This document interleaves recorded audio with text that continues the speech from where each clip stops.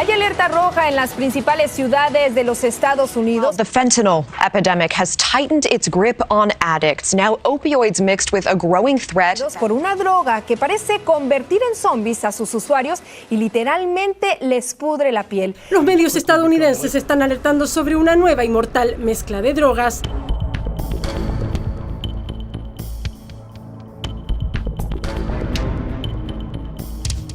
Noticieros y ciudadanos han registrado los devastadores efectos del fentanilo, un opioide sintético 100 veces más fuerte que la morfina, que hace que sus consumidores parezcan verdaderos zombies en las calles de varias ciudades de Estados Unidos y que generó un récord de muertes en 2021.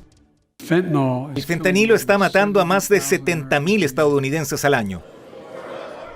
La hija de 15 años de Shannon estuvo entre las víctimas del año pasado, mientras Lorando, de 65, cree que puede ser uno de los próximos. El fentanilo mató a muchos de mis amigos. Tengo que parar. Sé que tengo que parar porque eventualmente me voy a suicidar. Pero esa epidemia del fentanilo ahora es aún peor, debido a un poderoso sedante veterinario usualmente usado en caballos que los traficantes están usando para aumentar el fentanilo y otras drogas. A esa mezcla la llaman trunk dope o zombie drug. En Filadelfia es evidente su uso, pues causa heridas tan complejas en la piel que pueden provocar la amputación. Sí, es posible. Hay una posibilidad. Un montón de mis amigos ya la sufrieron. El peligroso y mortal sedante, que es mezclado con fentanilo, pero también con heroína o cocaína, comenzó a comercializarse en Filadelfia. Ahí ya está presente en un 90% del suministro de drogas, pero se está expandiendo. Se ha detectado en Carolina del Sur, Nueva York o California, donde ya han muerto 4 personas por la llamada droga zombie. No deja de ser un poco de los estragos del pecado, o los estragos que causa Satanás, mejor dicho, en la vida de las personas. Y yo quiero que leamos una historia conocida pero que no es de nombrarse mucho, digo, si al que se lo digo, Marcos capítulo 5, el endemoniado gadareno, todos la conocen, pero no es algo de que se hable todos los domingos en la iglesia, tampoco, ¿no? Es rara vez. Marcos 5, también está en Mateo. Nada más que acá es como que da un poco más con lujo de detalle. Ponemos un poquito en contexto porque acá dice el primer capítulo: vinieron al otro lado del mar, a la región de los Gadarenos. Vino el Señor con los discípulos y fue la noche que se levantó tempestad en el mar. Fue ese viaje que el Señor le dijo: vamos, que tenemos que ir al otro lado. Se subieron, el Señor se duerme en la cabecera del barco, o de la nave, no sé cómo se llamaba, y en medio de esa noche ya los discípulos venían de haber experimentado un gran susto, ¿o no? Porque dice que temieron por sus vidas y le dijeron al Señor: ¿no ves que perecemos? O sea, como diciendo, ¿qué hace durmiendo? Y él reprendió, le dijo al viento que se calle, que se calme, y ellos quedaron, además del susto que tenían, maravillados porque decían: ¿quién es este que aún el viento le obedece? ¿No? Ahí se quedaron. Bueno, cuando terminan de ese episodio y llegan a la orilla, se pegan otro susto, porque dice el versículo 2, y cuando salió él de la barca, imagínate que los discípulos estarían ahí con él, atando el ancla o lo que fuese, dice: enseguida vino a su encuentro de los sepulcros un hombre con un espíritu inmundo, que tenía su morada en los sepulcros, y nadie podía atarle, ni aun con cadenas, porque muchas veces había sido atado con grillos y cadenas, mas las cadenas habían sido hechas pedazos por él, y desmenuzados los grillos, y nadie le podía dominar.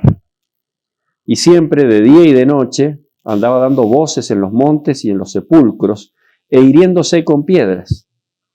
Cuando vio, pues, a Jesús de lejos, corrió y se arrodilló ante él, y clamando a gran voz dijo: ¿qué tienes conmigo, Jesús, Hijo del Dios Altísimo?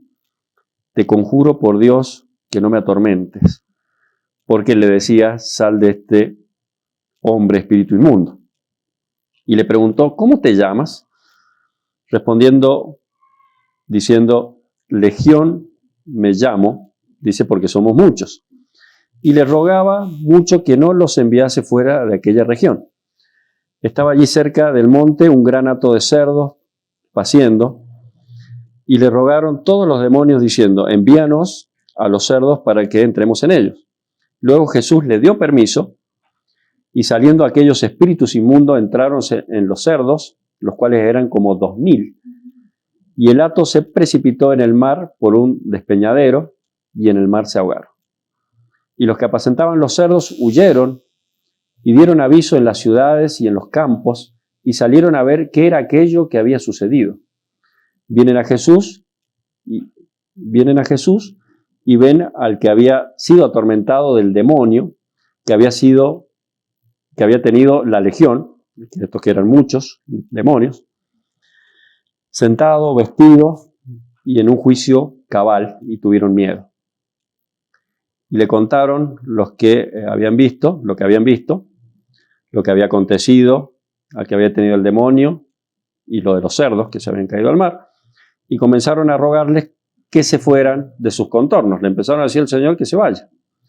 Al entrar él en la barca, y el que había estado endemoniado le rogaba que lo dejase o que le dejase estar con él. Mas Jesús no se lo permitió, sino que le dijo: vete a tu casa, a los tuyos, y cuéntales cuán grandes cosas el Señor ha hecho contigo y cómo ha tenido misericordia de ti. Y se fue y comenzó a publicar en Decápolis cuán grandes cosas había hecho Jesús con él, y todos se maravillaban. Bueno, acá es bastante completito porque da algunos detalles que no están en los otros evangelios. En los otros evangelios la porción es mucho más chiquita. No dice. Y en Mateo habla de 2 endemoniados. Los endemoniados, y acá menciona uno solo. Ese otro dato. Acá es como que se centra tal vez en el más, por así decirlo, comprometido, ¿no? Pero bueno, hay algunos versículos que me llamaron bastante la atención, ¿no? Lo primero que podemos ver es un poco la condición de este hombre, ¿no? Me hace acordar mucho a lo que acabamos de ver, ¿no? Si bien estos por ahí están tranquilos, ¿ah? Pero este hombre dice que estaba, se sabía que estaba endemoniado. Mateo da un dato que no lo da acá en Marcos, que es que la gente, dice, evitaba pasar por allí. ¿Ah? Porque este hombre, como dice acá, andaba dando voces por los montes y por los sepulcros, andaba a los gritos, me imagino, asustando a la gente. Y era un hombre que, podríamos decir, había adquirido una fuerza sobrehumana. Porque ahí dice, claro, que habían ya probado de atarlo, y dice que el tipo rompía las cadenas. No sé qué persona, para mí ningún hombre puede romper una cadena, y desmenuzaba, porque usa esa palabra, ¿no? Desmenuzaba los grillos, o sea, lo despedazaba, ¿no?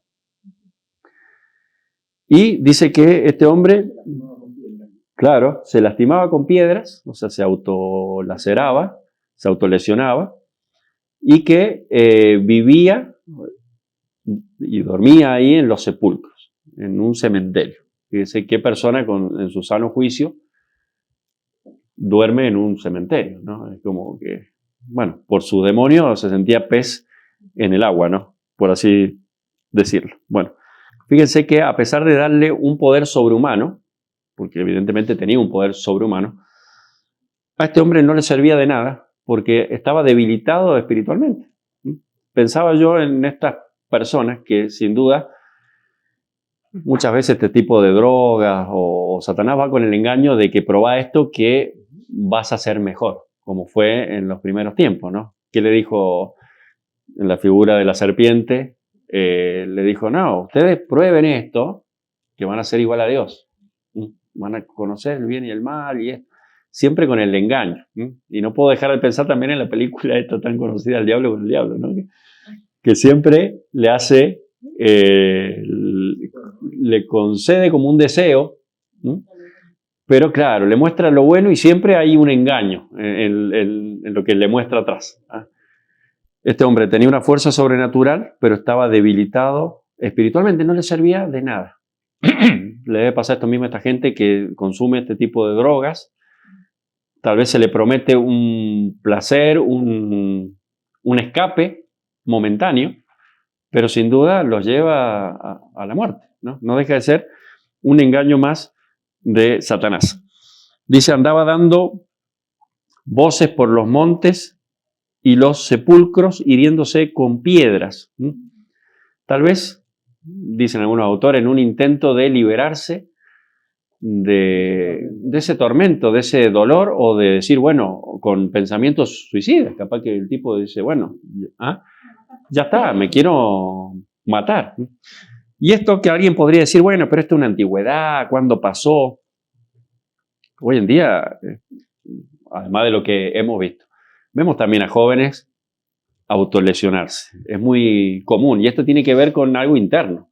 Es como una manera, dicen los psicólogos, de exteriorizar o de decirle a los que están al lado, que tal vez no les prestan atención, mirá que algo me está pasando, inconscientemente, porque no es que lo hacen a propósito, pero decir, mirá, me corto las venas, me hago corte, me hago cosas en el cuerpo, como para tal vez llamar la atención.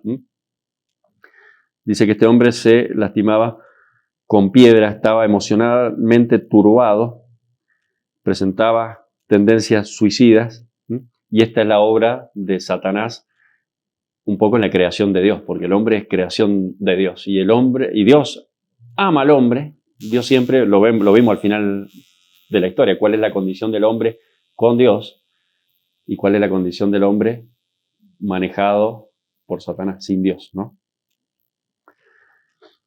Le dice después también, yo anoté algunas cosas, te conjuro por Dios que no me atormentes. Cuando él establece un diálogo con este que le dijo, me llamo Legión porque somos muchos, en realidad, le dice, te conjuro que no me atormentes.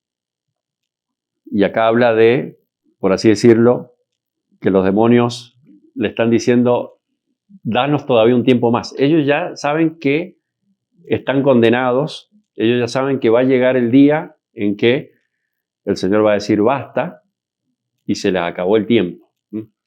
Pero déjanos, por así decirlo, un poco más. Todavía no nos atormentes. Porque ellos cuando vieron al Señor Jesús, que esto me lo salteé, este endemoniado cuando vio al Señor Jesús, ¿qué es lo que hizo? Ahí está. Lo reconoció, se postró. Hay un versículo de Filipenses, a ver si me lo buscan, no tengo la cita, que dice que en el nombre de Él se va a doblar toda rodilla, los que están en la tierra, debajo de la tierra, en el cielo, y todos van a confesar que Jesucristo es el Señor. Fíjense que en esa ciudad estaba pasando algo. Todos tenían miedo de este endemoniado. No querían ni pasar por allí. Pero cuando llegó el Señor Jesús, el endemoniado tuvo miedo del Señor Jesús. Fíjense cómo se dio vuelta la historia.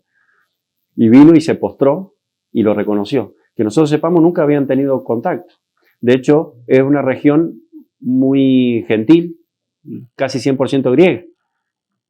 O sea, no hay registro de que lo conocieran. Pero sin duda los demonios conocían al Señor Jesús. Y cuando le vieron, no hicieron otra cosa que postrarse, pedirle permiso y reconocerlo. Le dijeron el hijo, ¿cómo dice? Se arrodilló ante él, clamando a gran voz, ¿qué tienes conmigo, Jesús, Hijo del Altísimo? Le dijeron, Hijo del Altísimo. Todos tenían miedo de él, pero de golpe toda la escena cambia. Ahora, este endemoniado con muchos demonios. ¿Se acuerdan que el otro día habíamos visto más o menos cuánto era una legión? ¿Cuánto era? ¿Se acuerdan más o menos? ¿Cuánto? ¿3.000? ¿Quién de más? 6.000.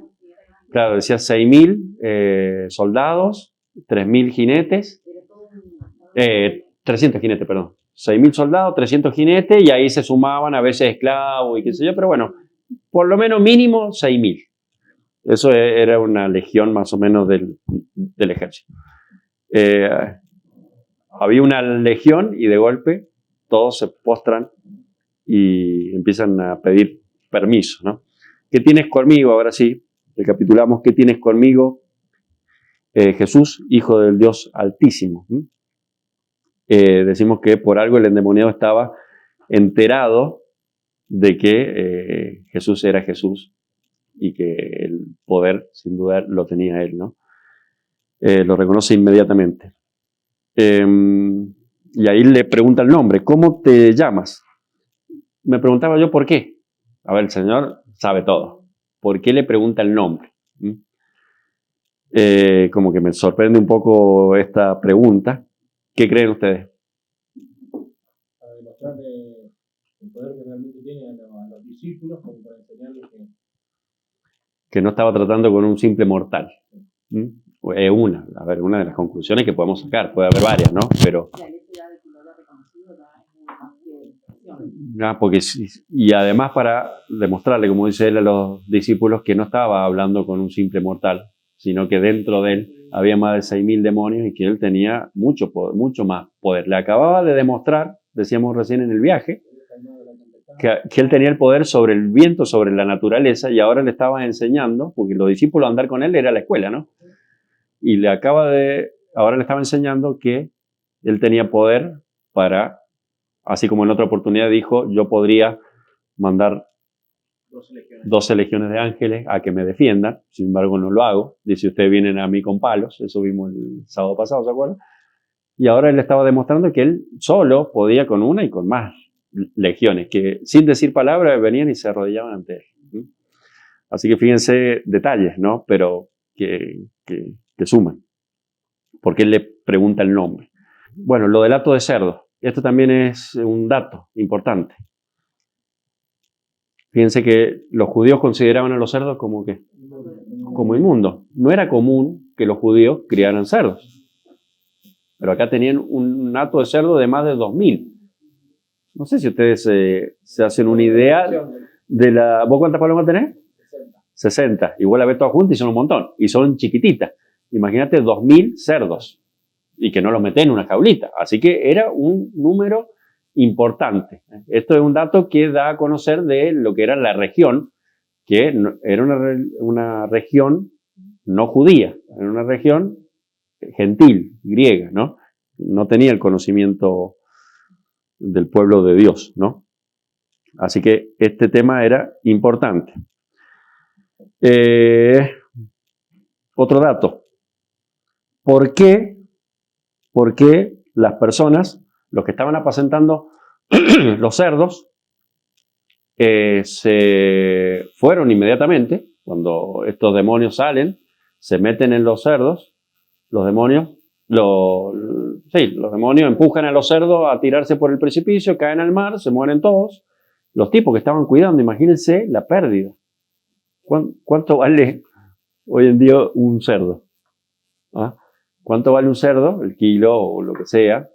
2.000 cerdos. O sea, esta gente se quedó sin nada. Dice que salieron corriendo y avisaron, como que dice, avisaron en la ciudad y en el campo. O sea, le avisaron a todo el mundo lo que había pasado. Y de ahí volvieron y ahí se encontraron con este hombre que estaba sentado, estoy leyendo el 15, vestido, o sea, ahí otro dato, quiere decir que andaba desnudo el tipo. Claro. Vestido, desnudo, vestido y en su juicio cabal. Y tuvieron miedo. Y les contaron lo que habían visto, cómo había acontecido, dice el 16, que habían tenido el demonio y lo de los cerdos que se habían caído, y comenzaron estos hombres a rogarle que se fuera de los contornos. Ese es un dato muy curioso porque acababan de ver un milagro, acababan de ver algo que había pasado, que a este hombre lo conocían todos, ahora lo ven cuerdo, sentado, vestido, tranquilo. ¿Por qué le piden al que acaba de hacer el milagro que se vaya? Parece medio loco. Obviamente,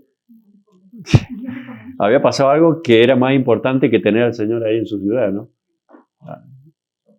Habían perdido lo económico, habían perdido el negocio. Lo mismo había pasado, o pasó después en otra situación, cuando sanan a esta adivina, también que estaba endemoniada, ¿no? Y Pablo fue, no. Le echa fuera el demonio y los que la hacían trabajar a la chica esta se enojaron porque, es más, lo querían apedrear, me parece. Porque se le acabó el negocio. Fíjense cómo muchas veces las personas, y acá uno también se tiene que hacer cargo, muchas veces ponemos lo material en primer lugar antes que el Señor. Algunos datos de color. Ya vamos llegando al final de la historia, quedamos en el 17 y comenzaron a rogarle que se fuera de sus contornos. Al entrar él en la barca, fíjense, este otro dato curioso, ¿qué fue a hacer el Señor? O sea, ¿por qué le dijo la noche anterior a los discípulos, crucemos a la otra orilla?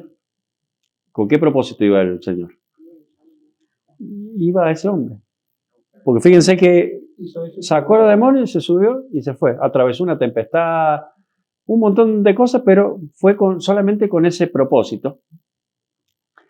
Dice, al entrar en la barca, el 18, el que había estado endemoniado le rogaba que le dejase estar con él. Además de verlo sentado, verlo cuerdo y verlo vestido, ya hay otro cambio. Porque cuando el Señor llegó, le dijo, ¿qué quieres conmigo? Medio que lo empezó como a increpar, los demonios. Pero ahora estaba hablando él, ¿no? Y le decía, Señor, llévame con vos. Quería seguirle. Fíjense qué cambio drástico. Le podríamos haber puesto de título también, de endemoniado a evangelista. De endemoniado a evangelista, por lo que termina siendo después. Mas Jesús, el 19, no se lo permitió. Este es un dato también importante. ¿Por qué creen que no se lo permitió? Fíjense cómo el Señor siempre un poco marca las prioridades, ¿no? Dice, no se lo permitió, sino que le dijo, vete a tu casa. Porque este hombre tenía familia y hace mucho tiempo que estaba en los sepulcros. Imagínense la cara de la familia cuando lo vio llegar. ¿Viste? Imagínate, vestido, pero también vendría todavía medio lastimado y todo, lo que debe haber sido ese momento.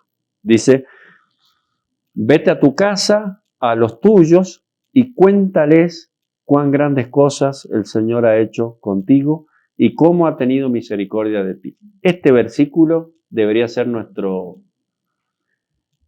manual de vida, prácticamente nuestro, para tenerlo ahí, ¿no? Vete a tu casa. ¿Ah? ¿Por dónde se empieza? Muchas veces uno desvía el rumbo y quiere salir a evangelizar todo el mundo, pero primero es tu casa, a los tuyos, contale las maravillas que hizo Dios con vos, tu testimonio, y cuán misericordioso fue el Señor con vos. ¿Qué hizo este hombre? Se fue y comenzó a publicar en Decápolis cuán grandes cosas había hecho Jesús con él, y todos se maravillaban. Luego leí este versículo, inmediatamente dije, si un día vamos a hacer una revista cristiana, fíjate el nombre, empezó a publicar en Decápolis. Bueno, empezó a publicar en Decápolis. ¿Viste? ¿Qué? Una revista cristiana, es un Facebook, ¿cómo que se llama? Un portal. ¿Ah? Empezó a publicar el tipo en Decápolis las cosas que habían hecho. ¿Viste? Decápolis eran 10 ciudades ahí de la zona, ¿no? Fíjense que el Señor lo mandó a los suyos, pero él no se limitó solo a los suyos, por eso decimos del endemoniado evangelista, porque dice que empezó a publicar en las 10 ciudades lo que el Señor había hecho con él.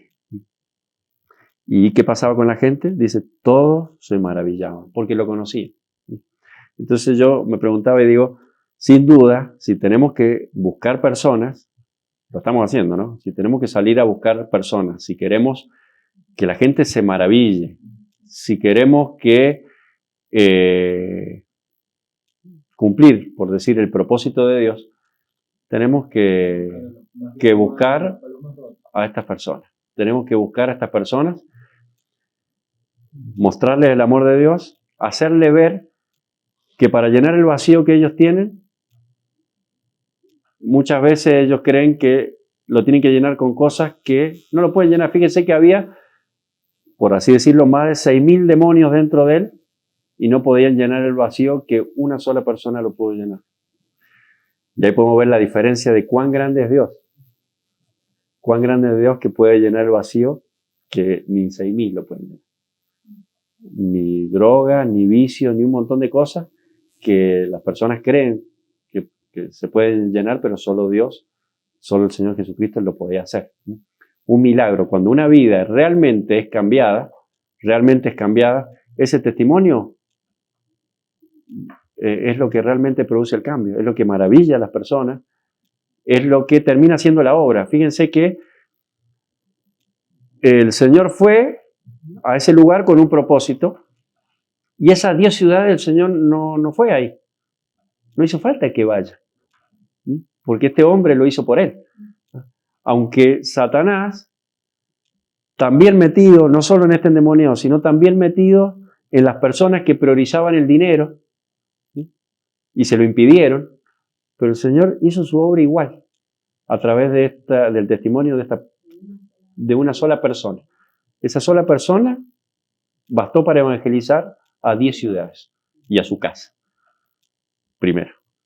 Así que bueno, esta es la reflexión que quería que nos llevásemos, ¿no? Este versículo.